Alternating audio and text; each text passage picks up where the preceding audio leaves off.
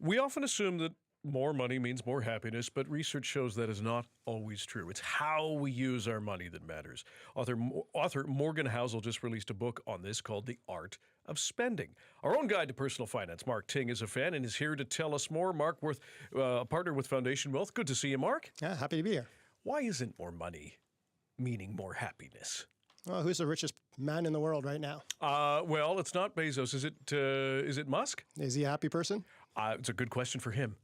I don't think he is. I honestly don't think he is. I think he wakes up and he's stressed and he has lots of issues to deal with.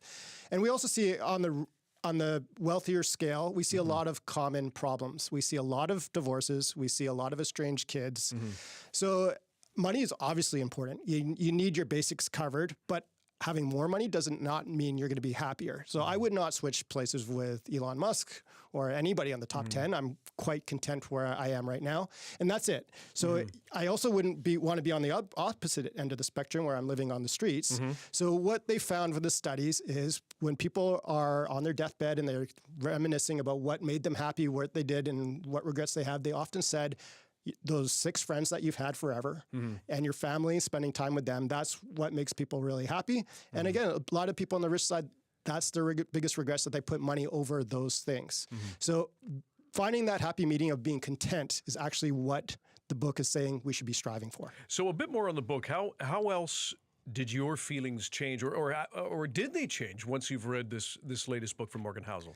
Yeah, they changed quite a bit, to be honest, because I've always talked about delayed gratification, starting young, big believer in compound interest. And the younger you start, the better it is, form those habits. But I still believe those.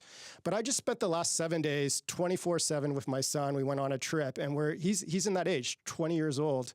And I kind of thought differently at this point. I was thinking, look, you're young, you're 20. And what's really important to people is experiences. So spending money on experience rather than saving everything and doing this delayed gratification, maybe that's not the best thing to do. Doing cool things is probably what you want to do in your 20s and earlier on, and having those experiences, that's what makes people content, that's what makes people happy. But again, you have to have that happy medium because you also have to form the saving habits for future, because in the future, what you want every time you save is really you're depositing into a flexibility bank. So those deposits aren't really delayed gratification. Actually, when I do that, I'm feeling good about it now because I know in the future, it's going to help me either maybe work a job that I like as opposed to one that I have to, or take a vacation when I want, or spend time with my son on a trip. Those are the deposits that you sort of want to deal with. On a generational issue, though, when you talk about your son being 20 years old and wanting experiences, there is also that pressure of buying stuff, things versus experience. Does the book talk about that at all? Yeah, absolutely. They talk about status quite a bit. So he talks about 2 ways to spend money. One is a yardstick, and the other one, I forget what it is, but it's sort of goal-oriented. Right. Or tool, that's what it is. It's a tool. So essentially what he says is you should be using your money, spending money as a tool. And the tool is to make your life better. So it's obviously the main things, housing, clothing, feeding, that's the priority. But beyond that, you should use it as a tool to improve your life. And it's subjective. The book is called The Art of Spending Money, not the science of spending money, which means it's very subjective to what everybody is. Right. So you have to learn what works for you and how you make those deposits into those future flexibility banks. So for me, it's traveling. I love traveling whenever I can. I'll spend money on that. For other people, it's perfectly fine to have a car if that's what you're into. Now, he says the difference between that and the yardstick is about status, and status is very much overrated. So the status is we're comparing ourselves to other people, or it's external views on us that makes us feel good about the status. And often when we're younger, we often think, if only I had $1 million, if only I had this car, I'd get all these girls and do all this other stuff. But it's very fleeting. And to be honest, when you get older, you realize that people really don't care about the suit you're wearing or the watch you're wearing. You care about it, but often it's like you expect a much better reaction than you often get.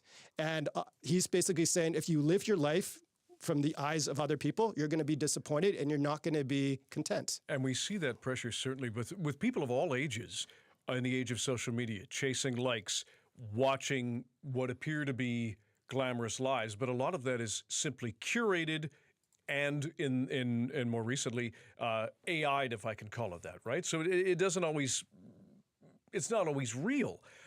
If someone wants to start spending, we call it better today, what's one small change based on what you've read from this book that you would suggest they do?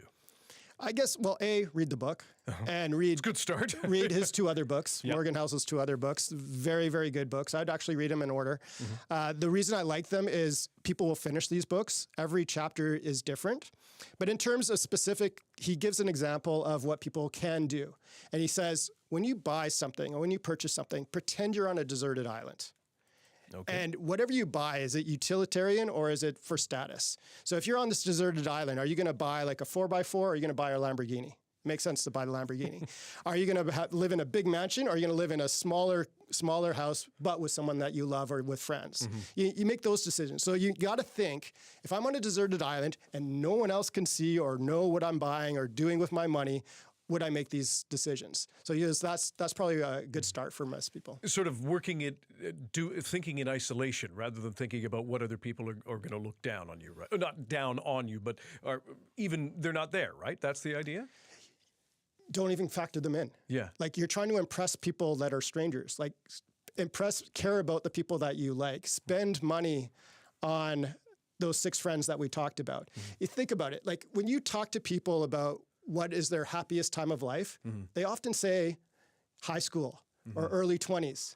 Did you have money then? No, you're broke, right? So people, unless you were very lucky. Yeah, that's right. Well, my friends were broke. Yeah, I was broke. Many of mine. Oh Lord, yeah. And that's why we go to reunions, because that's what we think. So we Right. think of these fond memories because those are experiences, all the cool things we did. So like with my son, when I was talking to him, like I used to get on him because he'd go to concerts and stuff like that. And I'd be like, dude, you got no money. You got to start saving. You got to start thinking of the future.